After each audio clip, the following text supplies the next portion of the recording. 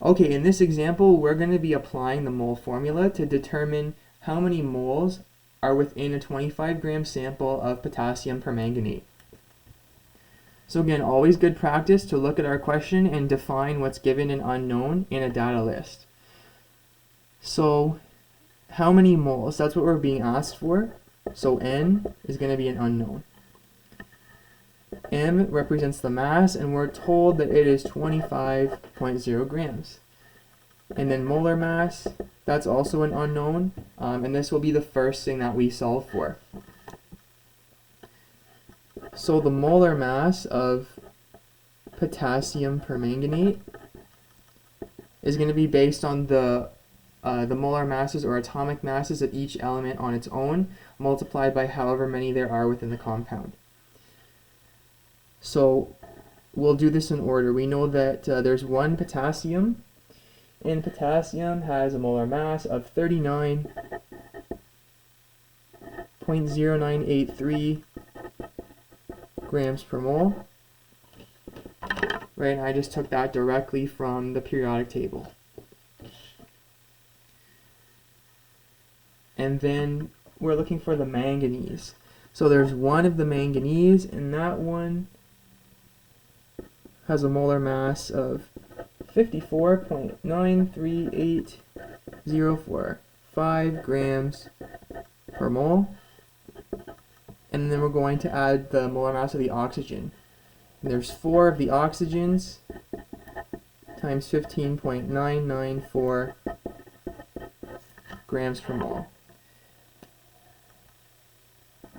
So just so that it's clear where all of that information is coming from.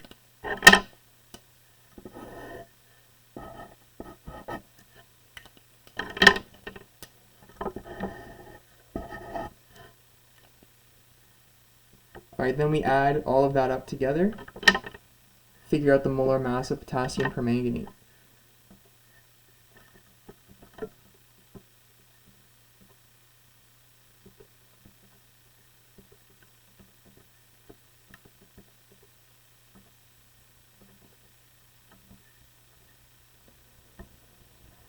Alright, when you type that into your calculator, we end up with 158.033945 grams per mole. That's the molar mass of potassium permanganate. Notice how I'm not going around this yet. I want to carry as much information forward as I possibly can up until the very, very end to get the most accurate final answer. So we have the molar mass. So that we've now solved for that, and we still want to know the moles. So we can use our mole formula. N equals M over MM. Moles equals mass over molar mass. And then we're going to sub in our variables. So 25.0 grams for the mass, and then 158.033945 grams per mole for the molar mass. And then when you type that into your calculator, we're going to end up with a final value of 0.158193.861 moles. Or I like to just always round things to 2 decimal places. 0.16 moles. That's our final answer there. So therefore,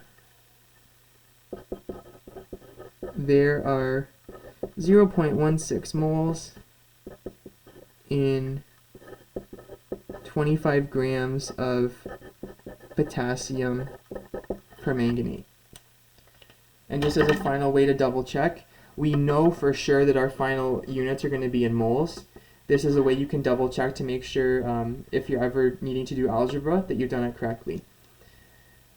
So the units here,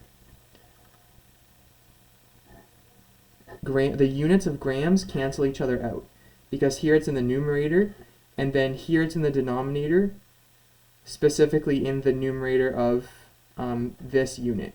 So grams cancel out, and then you're only left with moles. And then because we're dividing this expression, we end up with the final unit of moles. So that's another way you can just double check to make sure that you've done the calculations correctly.